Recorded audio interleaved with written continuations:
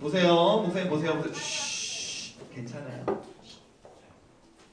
자, 여러분 성경에 예수님이 행하신 놀라운 기적들이 많이 나오거든요. 여러분이 알고 있는 예수님이 행하신 기적 뭐 있어요? 많이 보세요. 엄청 작은 음식으로 엄청 많은 사람을 먹이신 사건, 또 바다를 걸으신 사건, 또 눈이 안 보인 사람을 기도해도 갖고 눈이 딱 보이게 해주신 사건, 또 여기 반은 굉장히 엘리트반이네요. 나사렛 아니고 나사로죠. 나사로가 죽었는데 예수님이 나사로야 나오라 해갖고 나사로가 살아났습니다. 또 병 걸린 사람이 움직일 수 없는데 예수님이 움직일 수 있게. 야, 여기까지 봐봐. 이거 말고도 되게 많은데요. 다 놀라운 기적들이에요. 그런데 그 많은 기적들 중에서도 목사님이 생각할 때 가장 신기한 기적은 예수님이 직접 죽으셨는데 살아나시고. 이거 너무 놀라운 기적이지. 그래서 많은 사람들이 사실은 우리도 마찬가지고 그것을 믿는 것이 쉬운 일은 아니에요. 그래서 오늘 설교 시간과 예배를 마치고 2부 순서 때는 예수님이 부활하신 것에 대한 증거들을 우리가 한번 살펴보고 찾아보는 시간을 가지려고 해요. 자, 오늘은 설교 시간에는 4가지 증거를 살펴볼 건데 첫 번째 증거 읽어보세요. 증거 1 시작. 증인이 많아도 너무 많다. 성경에 보면요, 예수님 부활하신 다음에 예수님을 만난 사람들이 너무 많이 나와요. 자, 이거 다 설교하려면 한 주씩 잡아서 한 10주 정도 할 수 있는 건데 그냥 빨리 읽어보면 예수님이 부활하신 다음에 막달라 마리아도 만나시고 또 다른 여인들도 만나시고 누가복음을 보면 글로바라는 사람과 친구가 엠마오로 가던 길에 예수를 만나기도 하고 베드로에게도 예수님이 나타나시고 예수님이 어느 날 나타나셨는데 제자가 12명이었는데 10명만 모여있는 거야. 12명 중에 한 명은 예수님을 배신했고 근데 그 중에 한 명 누가 없었다고 그 자리에? 도마가 없어. 그랬더니 도마가 난 못 믿어. 내 눈으로 못 봤잖아. 예수님 부활하신 걸 내가 어떻게 믿어? 10명의 제자들이 아니야 우리가 봤어. 그래도 도마가 아니야 나는 내 눈으로 볼 때까지는 또 예수님 창으로 옆구리 찔리셨잖아. 내가 그 옆구리 만져보기 전까지 난 못 믿을 거야. 그렇게 도마가 이야기했더니 예수님이 한 번 더 나타나셨는데 이때 11명이 있었어. 누구를 포함해서? 도마가 있을 때 나타나셔서 도마야 너 그렇게 얘기했지? 옆구리에 손가락 넣어봐라 이렇게 얘기하시면서 또 나타나셨고 그 다음에 예수님이 안 계시니까 마음이 슬프고 낙심한 제자들이 나 이제 그냥 예수님 제자 안 할래. 예수님도 눈앞에 안 계시고 나 그냥 원래 살던 대로 살래 하면서 바닷가로 돌아가 어부 활동을 하던 7명의 제자들에게 예수님 또 찾아오시고 그 다음에 이번에 8번 되게 충격적이야. 한 산에서 500명이 있었는데 동시에 예수님이 나타나시고 500명이 모여있는데 동시에 나타나니까 500명이 우와 하면서 그 당시에 예수님께서 직접 나타나셨대. 또 예수님의 동생이 있었다는 거 여러분 알고 있어요? 예수님의 동생 중에 야고보라는 인물이 있는데요. 원래 야고보는 우리 형 미쳤어 이렇게 얘기한 사람이었어. 우리 형이 미쳐가지고 자기가 하나님이래 이렇게 이야기를 하는 거야. 그런데 이 야고보도 부활하신 예수님을 만나고 우리 형이 정말 하나님의 아들이구나 이런 신앙을 고백하게 됐거든요. 또 11명의 제자에게도 나타나시고 또 다메섹에 가던 이제 사울에게 나타나셨는데 이 되게 많아요. 많은 것도 엄청난 증거인데 중요한 게 뭐냐면 이 많은 사람들 중에 단 한 명도 읽어보세요. 시작. 나를 바꾼 사람이요. 여러분 예수님의 제자들 중에 되게 억울하고 잔인하게 죽은 사람들이 많아요. 왜? 예수님의 부활을 전하다. 근데 만약에 예수님의 부활을 전하는 게 거짓말이었으면 자기가 죽음의 순간에 야, 너 예수님의 부활을 왜 전해? 너 죽일 거야 라고 했을 때 아니에요. 사실은 거짓말이었어요. 돈 벌고 싶어서 한 말이었어요. 인기 많고 싶어서 한 말이었어요. 사기치고 싶어서 했던 말이었어요. 제발 살려주세요. 안 그럴게요. 해야지. 근데 예수님의 부활을 목격한 사람들 중에서 사실은 거짓말이었어라고 말을 바꾼 사람이 단 한 명도 없어. 죽이면 죽이는 대로 죽임을 당하면서도 제가 죽는 것은 두려우나 예수님이 부활하신 것을 직접 본 것을 아니라고 말할 수는 없습니다. 하면서 사람들이 죽어갔다는 거예요. 이 사람들이 많이 예수님을 보기도 했지만 이 많은 사람들이 단 한 명도 말을 바꾸지 않았어요. 이게 첫 번째 예수님 부활의 증거. 두 번째 읽어봅시다. 시작! 여러분이 그림을 보면 알겠지만 우리나라는 원래 사람이 죽으면 삽으로 땅을 팠죠. 땅을 파갖고, 왜냐면 우리나라는 흙이 많고 모래가 많으니까 바닥을 파갖고 어떻게 죽은 사람을 묻어서 그 다음에 팠던 흙을 다시 덮으니까 우리가 엄마 아빠 이렇게 운전하고 이제 막 고속도로 가다 보면 이 길 옆에 어떤 것들이 있어? 산에 무덤이 있으면 이게 볼록 공동묘지 산소 이런 것들이 볼록 올라와 있죠. 그런데 이스라엘 지역은요 흙이나 모래보다 이런 돌들이 되게 많아갖고 그 돌들도 막 구멍 뚫린 이런 동굴 같은 데가 많아갖고 시체를 사람이 죽으면 매장할 때 동굴에다가 넣고 돌로 막아놓는 경우가 많았어요. 예수님도 십자가에 못 박혀서 죽으신 다음에 이런 동굴과 같은 무덤에 들어가 계시고 그 다음에 돌로 막아놨거든요. 근데 성경을 보면 예수님 부활하신 다음에 무덤이 열려있고 무덤이 비어있는 거예요. 무덤이 비어있는 거예요. 그래서 어떤 사람들이 이렇게 이야기했어. 예수님의 부활이 전해지는 게 너무 싫어서 이거 분명히 예수님 좋아하고 사랑하는 제자들이 훔쳐간 거야. 이렇게 생각했어. 돌문 열고 훔쳐간 거야. 이렇게 생각을 했어. 그러면 여러분 예수님이 그 당시에 팔레스틴이라는 지역 어렵게 얘기하면 안 되는데 예수님이 그 당시에 살아 계실 때 예수님이 다 사시던 그 지역을 다스리던 나라가 어떤 나라였냐면요 로마라는 나라예요. 알아요? 여러분 이 빨강색이 로마의 영토예요. 땅이에요. 어느 정도 큰지 모르겠죠? 여기가 이탈리아라는 나라인데 이 장화 모양의 이탈리아보다도 우리나라가 작거든요. 우리나라가 한 요만해요. 그러니까 이 로마는 우리나라의 지금 몇 배인 거야? 이만하고 하나 둘 셋 10배? 훨씬 더?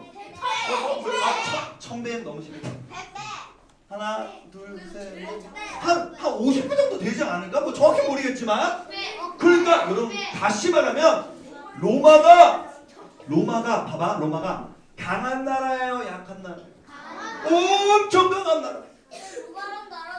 로마 시대의 로마 사람들이 예수님을 죽였기 때문에 예수님의 제자들이 예수님 부활하셨어요 라고 이야기하는 게 로마가 싫었다면 로마가 어떻게 하면 되냐면 예수님의 시체를 찾으면 되지. 제자들 불러갖고 시체 내놔. 왜 훔쳐갔어?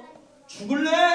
시체 내놔 해서 예수님의 시체를 찾으면 되는 건데 기독교 역사 속에서 그 누구도 읽어봅시다. 시작.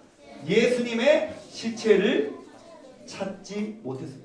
예수님 시체만 찾으면 부활이 거짓말이라는 거 그냥 한 번에 밝힐 수 있는데요. 예수님의 시체를 발견한 사람이 아무도 없어요. 두 번째 질문. 자, 세 번째 읽어봅시다. 시작. 우리가 아까 무덤을 봤잖아요. 그 동굴처럼 생긴 무덤을 봤는데요. 이 무덤 안에 예수님이 계실 때 이 세마포가 뭐냐면 그 당시 이스라엘 사람이 죽었을 때 죽은 사람들에게 옷을 입혔던 이 옷을 말해요.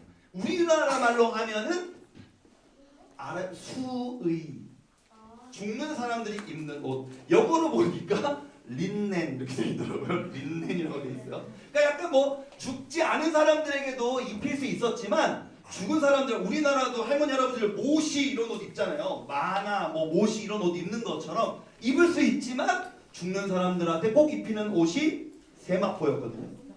근데 중요한 게 뭐냐면 예수님 부활하셨어. 만약에 예수님의 제자들이 시체를 훔쳐갔다면 어떻게 훔쳐가겠어? 자, 예수님이 세마포 옷을 입고 이렇게 뭐 누워 있었어. 예수님은 제자들이 예수님 너무 사랑해서 훔쳐가고 싶어. 그럼 어떻게? 얼마나 긴박해. 몰래 돌문 열고 들어갔더니 예수님이 누워 계시는데 세마포 옷을 입고 있는 거야. 예수님을 저기 들어갔고 훔쳐가야 되잖아. 이렇게 저기 훔쳐가야 되잖아. 근데 무덤에 들어갔더니 세마포가 그대로 있는 거야. 예수님이 십자가에 못 박히신 다음에 내릴 때 이런 세마포로 예수님의 몸을 감싸서 예수님을 무덤에 넣었는데 예수님이 부활하시고 비어있는 무덤에 가보니 세마포가 그대로 있는 거야. 그러니까 다시 말하면 세마포를 그 긴박한 상황에서 벗기고 데려갈 수 있어 없어? 이 말은 예수님이 부활하신 다음에 죽은 사람들이 입는 옷인 세마포를 벗으시고 나가셨다는 걸 의미하는 거죠. 더 놀라운 사건은 죽은 사람의 몸에는 세마포가 있지만 머리에도 어떤 수건으로 머리를 감쌌었다 그래요. 이 세마포는 놓여 있었는데 목사님 이 본문 보고 진짜 놀라웠어요. 한번 읽어볼게요. 시작. 예수님의 머리를 감았던 천. 다 봐봐. 예수님 죽으신 다음에 예수님 머리를 감았던 천이 있는데 시작. 조금 떨어진 곳에 잘 세마포는 놓여 있었지만 예수님의 머리를 감쌌던 천 수건은 예수님 잘 개놓고 가셨다는 거예요. 얼마나 분주하고 바쁜 와중에도 개놓고 가셨다는 거예요. 여러분 오늘 교회 올 때 입을 개고 왔어요? 예수님은 이 바쁜 와중에도 자기 수건 개고 오셨는데 입을 개고 왔어요?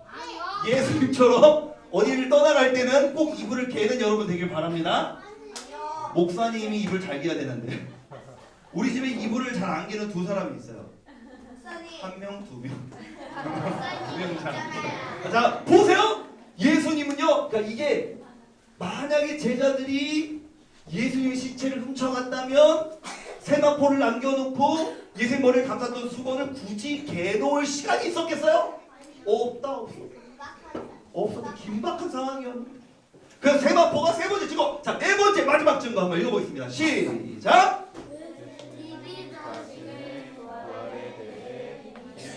예수님이 십자가에 못 박히시기 전에 이미 예수님이 제자들에게 여러 번 말씀하셨어요. 내가 곧 죽겠지만 다시 부활할 것이다.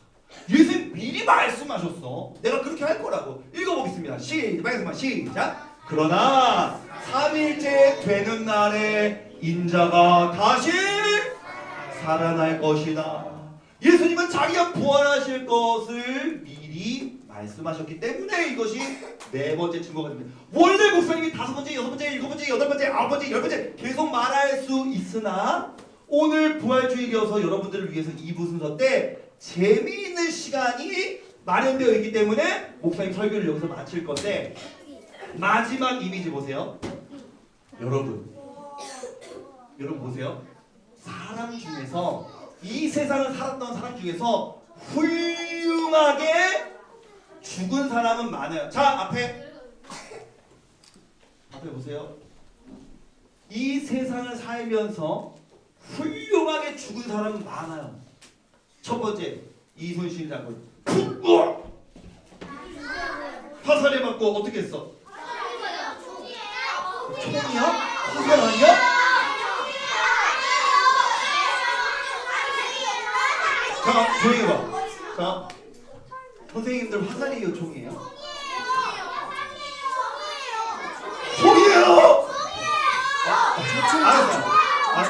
알았어. 그러면은 봐봐. 그러면 내가 다시 할게. 이거 아니고 빵. 이순신 장군 뭐라고 했어? 나의 죽음을 저명에 알리지 말라. 멋있게 죽었다. 얘들아, 죽을 때 멋있게 죽은 사람 많아. 약한 사람들을 보호하다가 죽고, 가정을 지키려고 하다가 죽고, 전쟁에 나가서 죽고, 대한독립 만세 부활! 이렇게 죽은 사람들이 있어. 안 죽은 누가 죄인인가? 누가 죄인인가? 많아. 봐봐. 이러면 설교 안 끝나? 알았어, 조용히. 합조기 가 됩시다. 얘들아 봐봐. 죽을 때 멋있고 위대하게 죽은 사람들은 많으나 그 사람들의 인생은 그저 죽음으로 끝났어요. 오직 예수님만이 죽었다가 살아나셨어. 부활하셨어. 그것은 예수님이 훌륭한 사람이기만 한 것이 아니라 그분이 바로 하나님이시라는 증거가 되는 거예요. 사랑하는 여러분, 우리가 예수를 믿는다는 것은 예수는 위대한 인물이야. 우리 집에 전기문 세트를 보니까 석가모니, 이순신, 세종대왕, 유관순, 안중근, 윤봉길, 예수 그리스도 중에 한 명이 아니라 예수님은 그 많은 사람들 중에 한 사람이 아니라 이 땅에 오신 유일한 하나님이시라는 이 사실을 여러분들이 이 부활주일에 확실한 여러분의 믿음으로 고백할 수 있기를 원합니다. 기도하겠습니다. 두 손 모으고